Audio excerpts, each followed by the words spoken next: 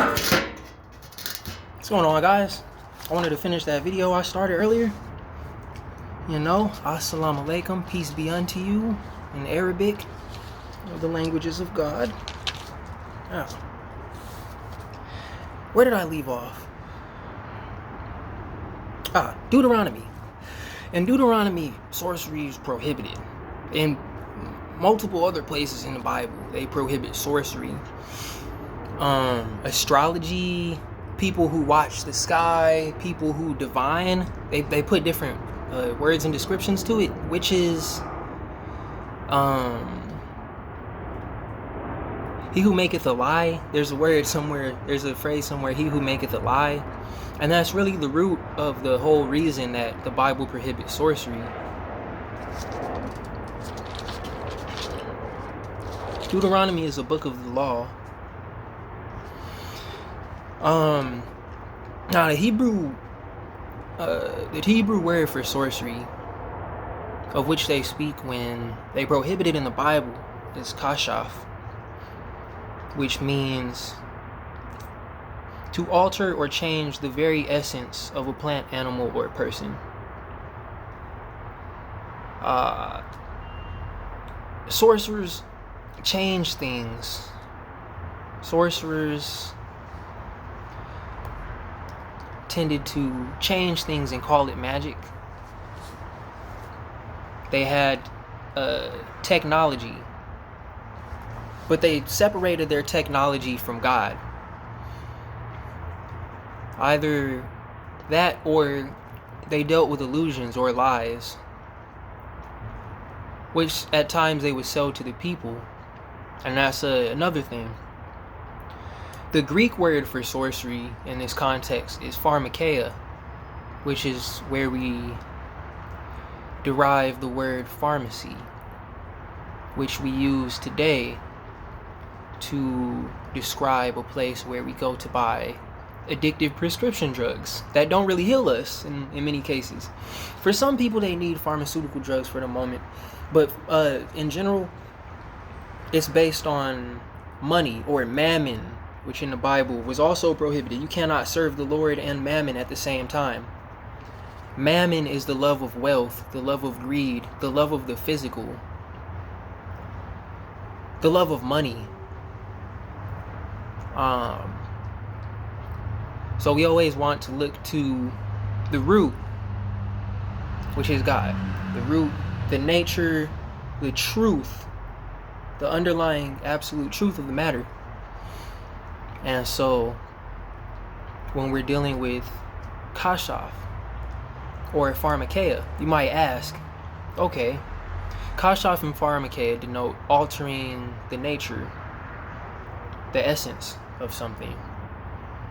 The essence, the very essence, its identity. To do so can be healing in some circumstances, in the proper circumstances. However,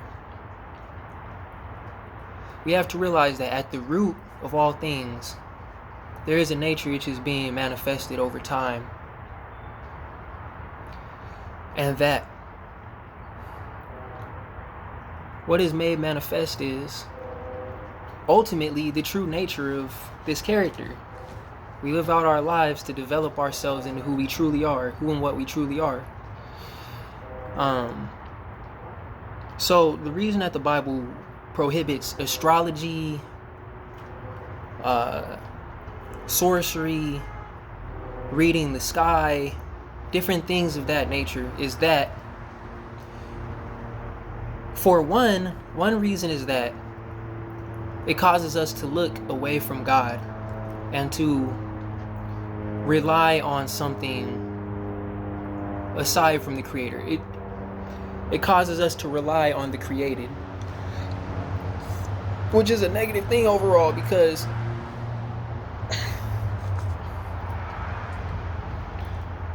to rely on the created is to rely on something that has an end. And when you rely on something that has an end, when you focus on something that has an end, you end with that thing. You're not able to continue into perpetual eternity in the heavens with the Lord. Therefore, we can use things like astrology, reading the sky. There are also parts of the Bible that speak about reading the signs, about God setting stars in the firmament and other things, leaving signs for us to be reading so that we can know what his will is. However, we cannot rely on these things externally without realizing that they're all coming from God, that their root is God, and that we are all to return to God, to do the Lord's will. Otherwise, this is kashaph. We're turning against our own nature. I actually had an experience where I myself would tend to listen to tarot readings. I would tend to listen to tarot readings so much that I would become kind of reliant on them for hope. Both hope and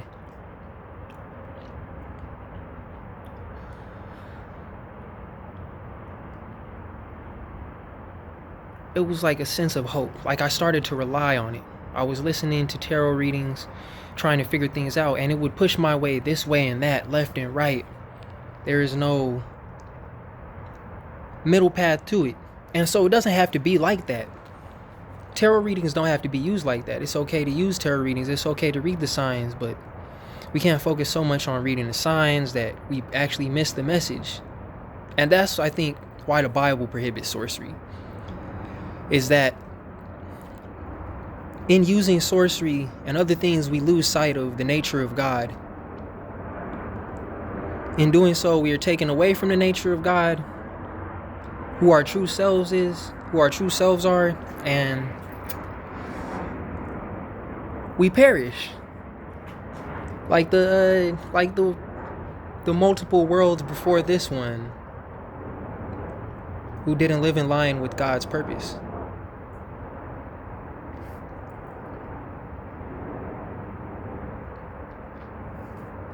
The thing, though, is that there are high priests like Melchizedek, Moses, King Solomon was a great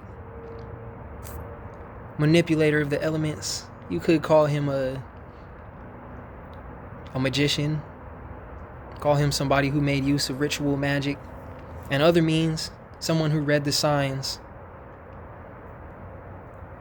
Which means what? That it's not inherently bad to make use of these various modes of expression. If we stay true to who we are, and if we stay true to the truth itself.